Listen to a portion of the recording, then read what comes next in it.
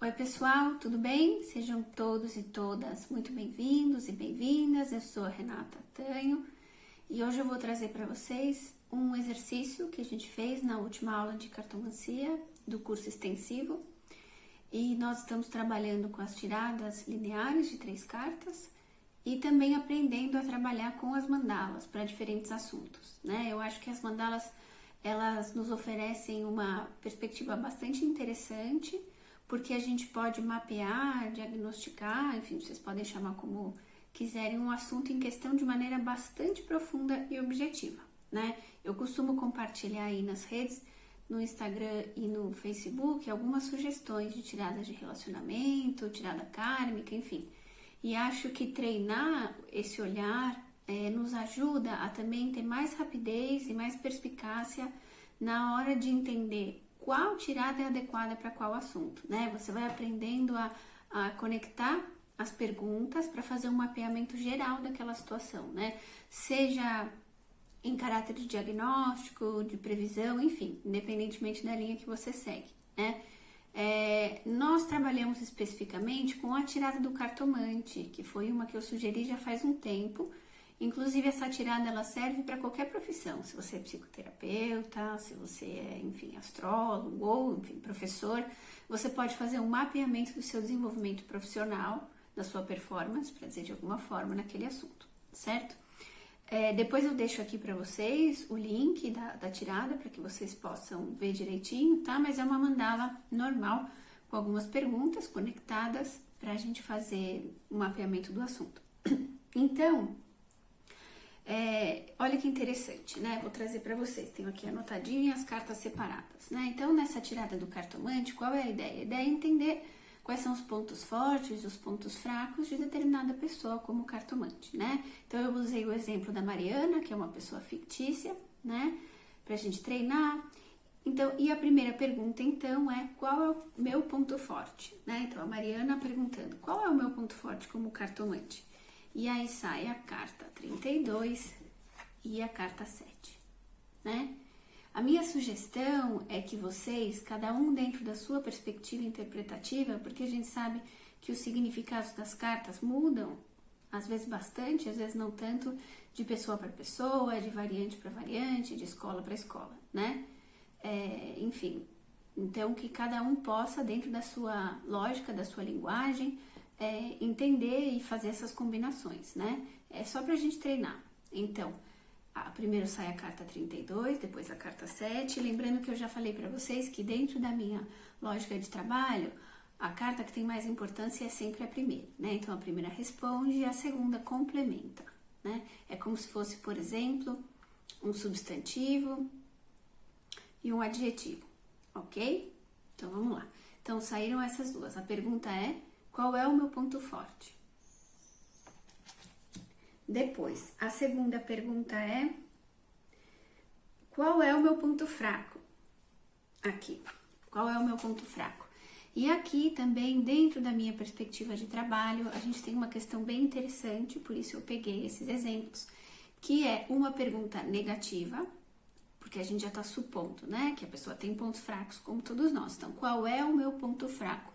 Eu insisto bastante que uma leitura, para que ela seja assertiva, objetiva, né, que você saiba fazer o recorte no significado daquela carta, específico para aquela questão, você sempre tem que ter a pergunta ali, né? Você não pode perder de vista o que você está perguntando. Por isso eu sugiro que no começo do estudo a gente anote, a gente fale em voz alta, tá?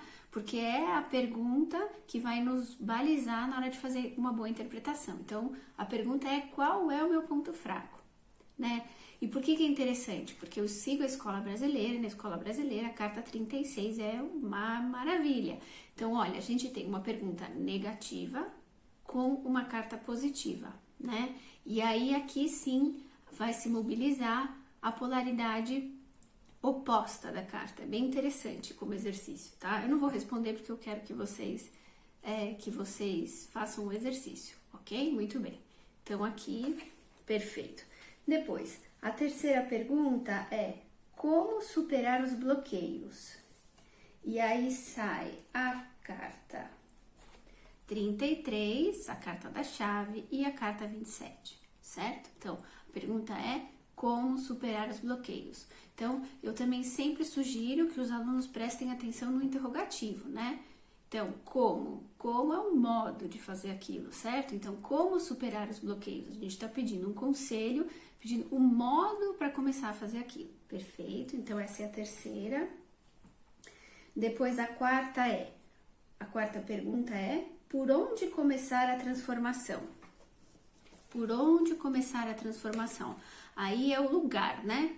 Então, antes era o como, o modo, onde é o lugar.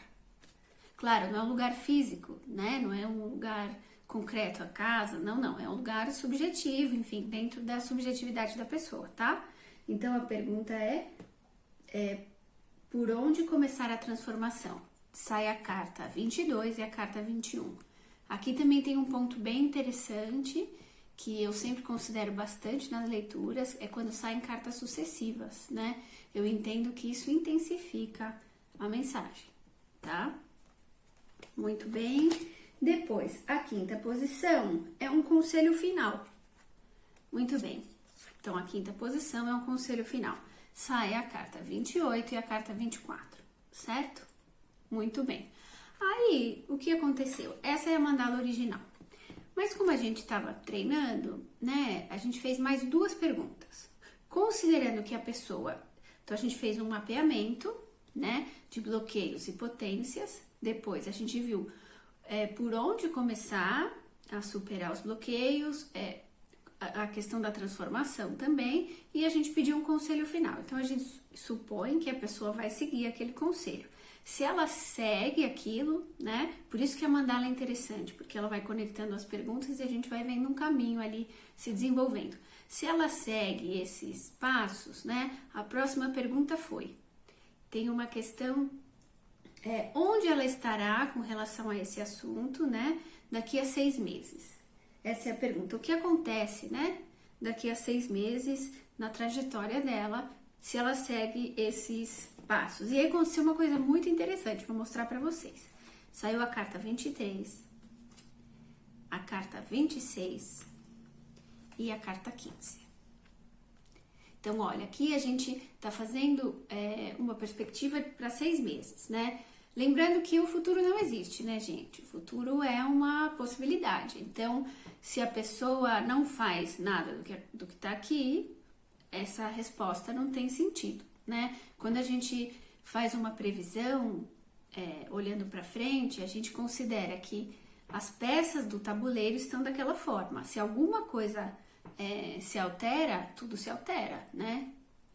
Então, retomando, a gente perguntou se a pessoa segue todos os conselhos, né? Se ela caminha dentro dessa lógica da mandala, onde ela vai estar, né? Assim, com relação ao seu desenvolvimento como cartomante. A carta 23, a 26 e a 15.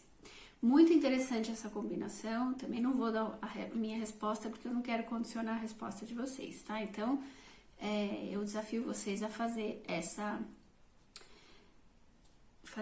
esse exercício. E depois, né, porque todo mundo ficou, oh meu Deus, e depois, então, passado um ano, né, a gente viu passado 6 meses, passado um ano, aí sai a carta 12, a carta 8 e a carta 25, de ponta cabeça, e a carta 25, né, então, para retomar, a gente viu primeiro passado 6 meses e agora passado um ano. Então, passado um ano sai a carta 12, a carta 8 e a carta 25. Tudo bem? O que é interessante? É interessante quando você for fazer esse exercício, primeiro anotar as perguntas e respostas, né? Ter muita atenção nas perguntas, nos interrogativos, qual é o motor ali daquela pergunta, para onde ela te conduz, né? Que você faça com calma e que você se lembre que todas essas perguntas e respostas estão interconectadas, por isso é uma mandala, né? Não sei, para quem não sabe, quando a gente faz uma mandala, a gente embaralha uma vez só, embaralha bem, tá?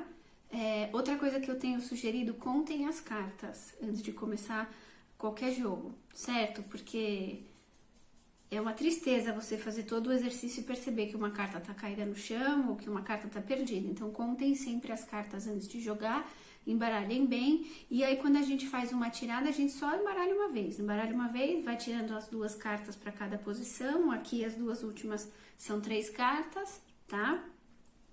E aí, a gente para e interpreta.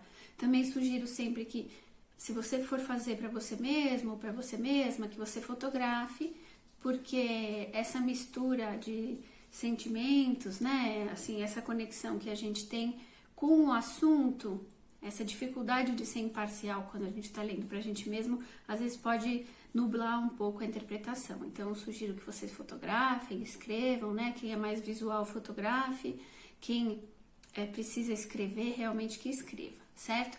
Então, eu desafio vocês a fazer a interpretação, eu vou deixar aqui embaixo as perguntas, né, e também o modelo da tirada para vocês verem de onde saiu. Então, tô esperando aqui que vocês façam e a gente compartilhe. Não tem problema se você segue a Escola Brasileira e Europeia, com certeza a interpretação não vai ser igual, mas não tem nenhum problema. A ideia aqui é treinar mais a técnica, né? A técnica das mandalas, a técnica da combinação com 2 cartas e a técnica das tiradas lineares, enfim, ou da combinação com 3 cartas, certo? Obrigada, pessoal. Um abraço.